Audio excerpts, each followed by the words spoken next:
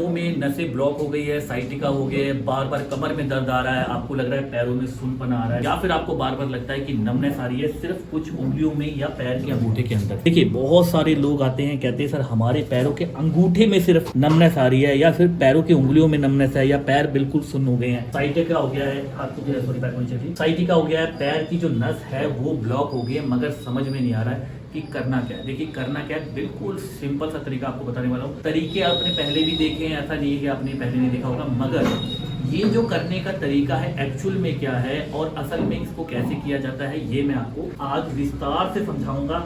सबसे पहले थोड़ा सा जान लेते हैं कि पैरों में जो सुनपना होता है, जो दर्द होता है, असल में वो क्यों होता है। देखिए जिन लोगों को ये नहीं पता है कि हमें पैरों में दर्द हो रहा है और वो भी लगातार हो रहा है और बार बार सुनपन आ जाता है, वो क्यों आता है, तो भाई वो जो आता है ना आपको, वो पैर की नस की वजह से नहीं आता। वो ये ध्यान रखिए, आपकी कमर है, जो कमर के पीछे जो ये वाला एरिया है ना, जहां से टेलबोन जाती है, जहां से बिल्कुल लास्ट वाली हड्डी रीढ़ की जो जाती है, वहां से आप देखेंगे एक यहाँ से ऐसे नस निकलती है और एक इस तरीके से। तो जो आपके लेफ्ट साइड में, लेफ्ट साइड से जो नस होती हुई जाती है उल्टे हाथ की तरफ से, उसमें एक सैटिका नर्व्स होती है जो ब्लॉक हो जाती है। ब्लॉक होने के कारण आपका ब्लड सर्कुलेशन रुकता है और फिर आपके पैरों में सुनपना, नमनेस या दर्द होना शुरू। तो अब इसमें करना क्या है, एक रस्सी ले लेनी है। देखिए रस्सी आपने पहले बहुत सारी देखी होगी, रस्सी जो ये वाली है ना, ये फ्लेक्सिबल नहीं है। ये देखिए ये ना बिल्कुल टाइट है। अच्छा टाइट ही चाहिए हमें, हमें ऐसे नहीं चाहिए कि वो बिल्कुल खींचे एकदम फ्लेक्सिबल हो, ऐसे नहीं चाहिए। इसको करना क्या है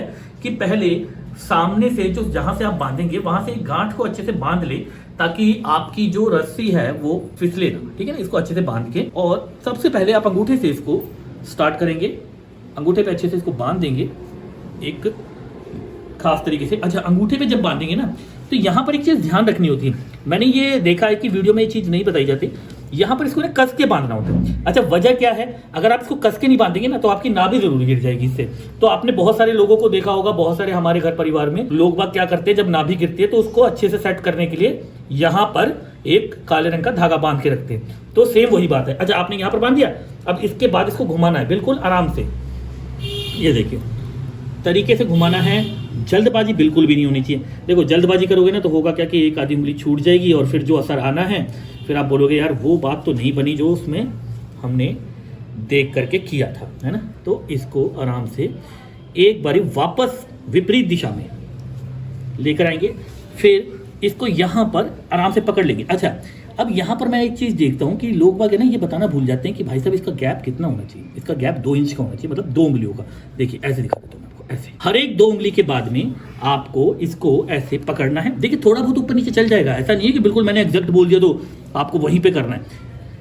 अब 2 इंच को फिर से वापस आप नाप लें अपनी उंगली से, और फिर इसको थोड़ा सा आगे पीछे करके भी लगा सकते हैं, कोई ज़रूरी नहीं है। मैं आपको बार बार समझा रहा हूँ कि बिल्कुल वैसे ही रखें जैसा 2 इंच के उस पर आता है। मतलब कोई माप नहीं लेना है, कोई मार्क नहीं लगाना है कि भैया 2 इंच बोला है तो बिल्कुल एग्जैक्ट होना चाहिए। थोड़ा बहुत ऊपर नीचे चल जाएगा।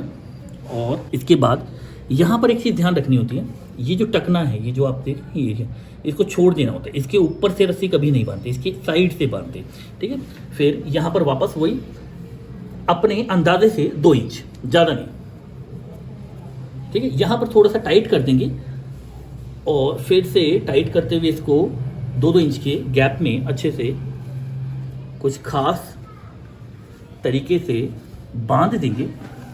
और बांधने के बाद आप देखेंगे कि आपके पैरों का जो सुनपना है, जो नमनेस है, वो सारी की सारी आपकी एक ही बारी में ख़त्म होती हुई नज़र आए। इसको आपको दिन में 2 बारी करना है। आप खुद भी कर सकते हैं, ऐसा कोई ज़रूरी नहीं कि मैंने करा है तो आपको किसी खास बंदे की ज़रूरत है, ऐसा कोई ज़रूरी नहीं। खुद ब खुद ही बांधा और खुद ब खुद ही रोल करके इसको ऊपर कर दिया। अच्छा इसको बांधने के बाद 30 सेकंड रुक जाना है। 30 सेकंड रुकने के बाद एक हाथ को यहाँ पर आप रख लेंगे और फिर दूसरे हाथ को आप ऐसे रखेंगे और इसको चलाएंगे आराम से। तो कितनी बारी आप चलाएंगे इसको, कम से कम 50 बारी चलाएंगे, ठीक है। ऊपर नीचे ऊपर नीचे ऊपर नीचे करने के बाद जब आपके 50 बारी पूरे हो जाएं तो आप फिर से यहाँ पर रुक जाएं 30 सेकंड के। जब 30 सेकंड हो जाएं पूरे तो आप रस्सी को लें और वापस से इसको छोड़ दें, मतलब रस्सी को खोल दें आराम से। जल्दबाजी नहीं करनी। देखो जल्दबाजी करोगे, किसी के पैर पे बाल बहुत ज़्यादा होते हैं तो बाल तोड़ होने की समस्या हो सकती है, इसलिए आपको चीज़ों को आराम से हैंडल करना है। बहुत जल्दबाजी करने से आपकी जो स्थिति है वो नहीं आएगा रिजल्ट जो स्थिति में आना चाहिए। ठीक है, इसके बाद इसको खोल दिया। अब खोलने के बाद क्या होगा कि आपका जो ब्लड सर्कुलेशन है वो नीचे की तरफ आएगा। देखो इसको ना ऐसे कर देना आराम आराम। अगर आप खुद कर रहे हैं, मान लीजिए कोई नहीं है, तो आप खुद ब खुद ही अपने पैरों को ऐसे कर लेंगे, है ना।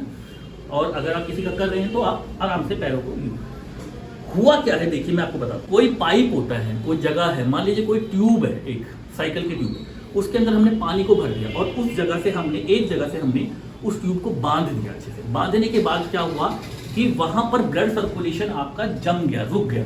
ठीक है, और जैसे ही हमने उस बंधी हुई जगह को खोला तो क्या वो पीछे से जो प्रेशर था पानी का उसने क्या करा, पूरी की पूरी ट्यूब को भर दिया।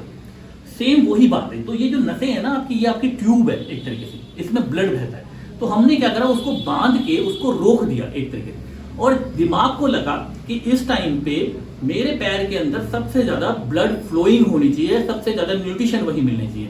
तो मैंने जैसे ही उसको खोला या आपने खोला तो क्या हुआ कि सारा का सारा ब्लड जो है एकदम से फ्लो हुआ।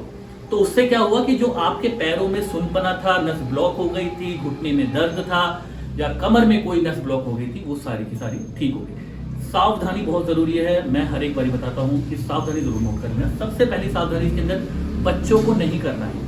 बच्चे भागते हैं, दौड़ते हैं, कहते हैं मम्मी हमारे पैर में दर्द हो गया है। तो ऐसे में ये ना हो कि आप ये वाला करते हैं, ठीक है ना। वो क्योंकि बहुत ज़्यादा एक्टिविटीज़ करते हैं तो इसलिए उनके पैरों में दर्द हो सकता है। दूसरी बात, जिनको ऑस्टोआर्थराइटिस है, मतलब जिनकी हड्डियां अंदर अंदर टूटती हैं, उनको नहीं करना है। अगर उनके साथ करेंगे तो हो सकता है परेशानी कुछ और की और हो जाए। ठीक है, तो मेरा नाम है नीरज कुमार, मैं एक न्यूरोथेरेपिस्ट हूँ नई दिल्ली में। आज के लिए इतना ही, नमस्कार।